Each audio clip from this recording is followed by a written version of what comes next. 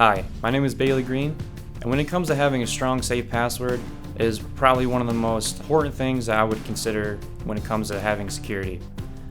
There's a couple things I'm going to be talking about with this.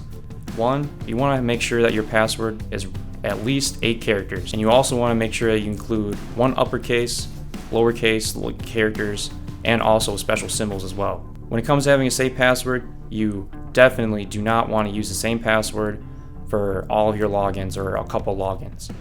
When it comes to that, if one is breached, that means that all of your logins potentially can be breached. And what I would suggest also is a password management tool.